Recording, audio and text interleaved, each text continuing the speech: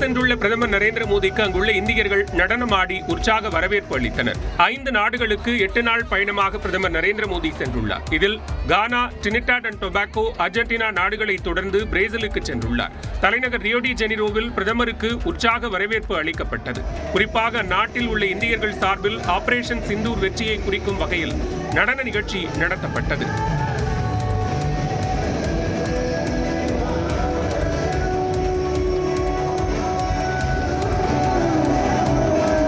தொடர்ந்து பிரேசில் நாட்டு இசைக்குழுவினர் பக்தி பாடல்களை பாடி பிரதமரை வரவேற்றனர்.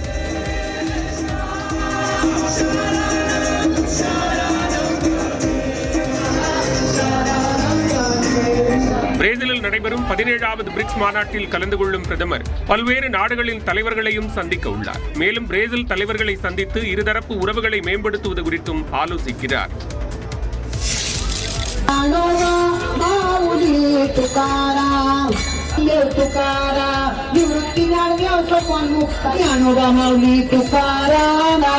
மகாராஷ்டிர மாநிலம் பந்தர்பூர் பகுதியில் நடைபெற்ற நிகழ்ச்சியில் அம்மாநில முதலமைச்சர் தேவேந்திர பட்னவிஸ் பாரம்பரிய நடனமாடிய காட்சிகளே இவை. அங்கு நடைபெற்ற விதாலா வருடாந்திர யாத்திரையில் தனது மனைவி மற்றும் குடும்பத்தினருடன் தேவேந்திர பட்னவிஸ் கலந்து கொண்டார். அப்போது அவர் ஃபுக்டி என்ற பாரம்பரிய நடனத்தை ஆடி அசத்தினார். தேவேந்திர பட்னவிஸின் மனைவி அம்ருதா மற்றும் மகள் டிவிஜாவும் நடனமாடி உற்சாகம் அடைந்தனர்.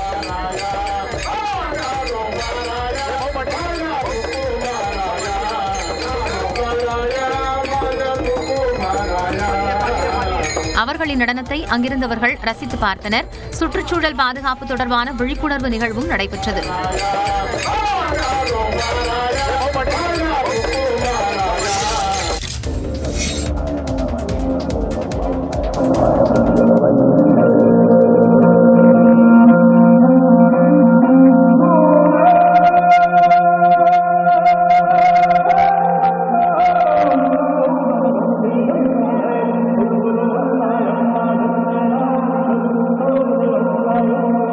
தலாய்லாமாவின் 90வது பிறந்தநாள் கொண்டாட்டத்தில் நடந்த இசை நிகழ்ச்சியின் காட்சிகளே இவை.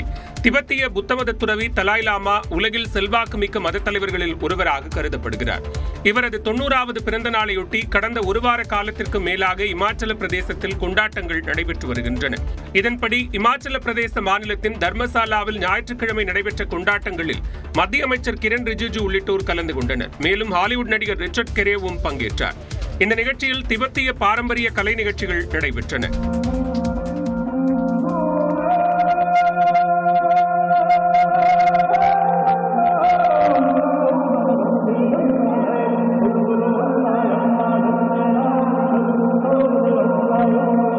புதிய தலாய்லாமாவை நியமிக்க வேண்டும் என சீனா வலியுறுத்தி வரும் நிலையில் தாம் இன்னும் 30 ஆண்டுகளுக்கு வாழ்வேன் என்று தலாய்லாமா கூறியிருந்தது குறிப்பிடத்தக்கது.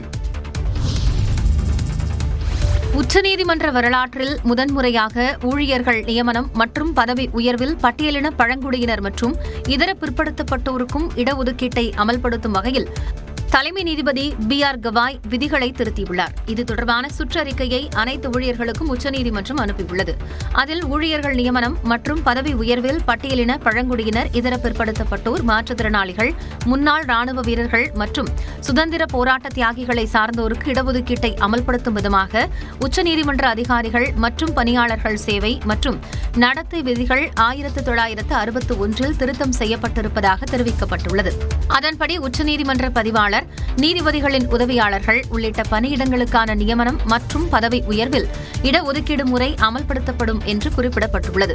அதே நேரம் பொருளாதாரத்தில் பின்தங்கிய முன்னேறிய வகுப்பினருக்கான 10 விழுக்காடு இடஒதுக்கீட்டை அமல்படுத்துவது பற்றி எந்த அறிவிப்பும் இடம்பெறவில்லை. பட்டியலினத்தைச் சேர்ந்த 2வது தலைமை நீதிபதியான B.R. கவாயின் பதவிக்காலம், ஊழியர்கள் நியமனம் மற்றும் பதவி உயர்வுகளில் இடஒதுக்கீட்டு நடைமுறையை உச்சநீதிமன்றம் அறிமுகம் செய்திருப்பது குறிப்பிடத்தக்கது.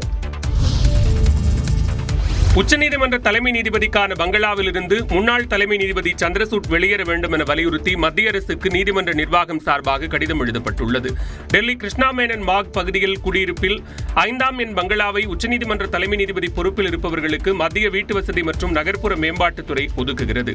2022ஆம் ஆண்டு நவம்பர் முதல் 2024ஆம் ஆண்டு நவம்பர் மாதம் வரை உச்சநீதிமன்ற தலைமை நீதிபதியாக இருந்த சந்திரசூட் ஓய்வு பெற்று 8 மாதங்களுக்கு மேலாகும் நிலையில் அவர் தொடர்ந்து அந்த வீட்டில் வசித்து வருகிறார். தாம் ஓய்வு பெற்ற பின்னர் அப்போதைய தலைமை நீதிபதியான சஞ்சீவ் கண்ணாவுக்கு கடிதம் எழுதிய சந்திரசூட் நடப்பாண்டு ஏப்ரல் 30ஆம் தேதி வரை அந்த குடியிருப்பில் தங்க அனுமதி கேட்டிருந்தார். தனக்கு புதிதாக ஒதுக்கப்பட்ட குடியிருப்பில் புதுப்பித்தல் பணிகள் நடைபெறுவதால் அவர் கால அவகாசம் கோரியிருந்தார். அதற்கு ஒப்புதல் அளிக்கப்பட்ட நிலையில் அனுமதிக்கப்பட்ட காலத்தையும் தாண்டி அவர் அங்கு வசித்து வருவதாகவும் அவர் உடனடியாக அங்கிருந்து வெளியேறி குடியிருப்பை ஒப்படைக்க வேண்டும் என கூறி மத்திய அரசுக்கு உச்சநீதிமன்ற நிர்வாகம் கடிதம் எழுதியுள்ளது. அப்போதைய தலைமை நீதிபதி சஞ்சீவ் கண்ணா ஏற்கனவே இருக்கும் குடியிருப்பில் தொடர்ந்து வசிக்க விருப்பம் தெரிவித்தது குறிப்பிடத்தக்கது.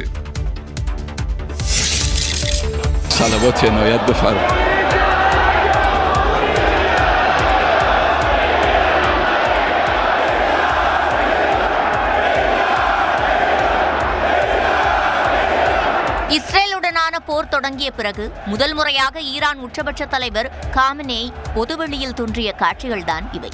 இஸ்ரேலுக்கும் ஈரானுக்கும் இடையே கடந்த மாதம் 13ஆம் தேதி போர் மூண்டது. ஈரானின் முக்கிய அணு ஆயுத தளங்களை குறிவைத்து இஸ்ரேல் தாக்குதல் நடத்தியது. அந்நாட்டின் ராணுவ தளபதிகள் அணு விஞ்ஞானிகளை கொன்று குவித்ததுடன் அந்நாட்டின் உச்சபட்ச தலைவர் காமெனேய் ஒரு நவீன கால ஹிட்லர் என்றும் அவர் உயிருடன் இருக்கவே கூடாது என்றும் இஸ்ரேல் பகிரங்கமாக அறிவித்து தாக்குதலை மேற்கொண்டது. இதனால் ஈரான் உச்சபட்ச தலைவர் காமெனேய் பதுங்கு குழியில் பதுங்கியதாக தகவல்கள் வெளியாகின. போரின் போது காமெனேய் பதிவு செய்த வீடியோ காட்சி மட்டும் அந்நாட்டு தொலைக்காட்சியில் ஒளிபரப்பு செய்யப்பட்டது. இரு நாடுகளிடையே சுமார் 12 நாட்கள் நடந்த மோதல் அமெரிக்காவின் தலையீட்டால் கடந்த 24ஆம் தேதி முடிவுக்கு வந்தது. அதனைத் தொடர்ந்து ஈரானில் படிப்படியாக இயல்பு நிலை திரும்பி வருகிறது. 20 நாட்களாக நிறுத்தப்பட்ட சர்வதேச விமான சேவை நேற்று முன்தினம் முதல் தொடங்கியது. இந்நிலையில் தெஹ்ரானில் உள்ள மசூதியில் நடைபெற்ற இமாம் ஹுசைனின் தியாக நினைவு நாள் நிகழ்ச்சியில் காமெனேய் பங்கேற்றார். அப்போது பொதுமக்களின் வரவேற்பை காமெனேய் ஏற்றுக்கொண்டார்.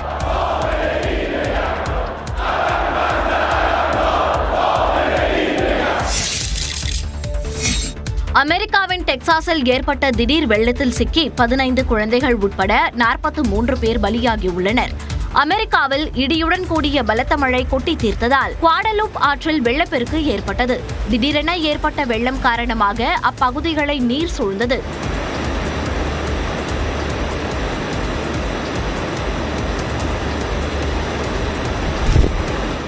இந்த நிலையில் வெள்ளத்தில் சிக்கி 15 குழந்தைகள் உட்பட 43 பேர் பலியாகியுள்ளதாக அதிர்ச்சி தகவல் வெளியாகியுள்ளது. நீரில் அடித்து செல்லப்பட்டதில் மேலும் பலர் மாயமாகி உள்ளதாகவும் தகவல் வெளியாகியுள்ளது. எந்தவித வானிலை முன்னறிவிப்பும் இன்றி திடீரென கனமழை பெய்து வெள்ளப்பெருக்கு ஏற்பட்டதாகவும் அதனால் மக்களை பாதுகாப்பான இடத்திற்கு உடனடியாக அழைத்து செல்வதில் தாமதம் ஏற்பட்டதாகவும் கூறப்படுகிறது. குழந்தைகள் பங்கேற்ற முகாம் முற்றிலும் அடித்து செல்லப்பட்ட நிலையில் காணாமல் போன 20க்கும் மேற்பட்ட குழந்தைகளை தேடும் பணி நடைபெற்று வருகிறது.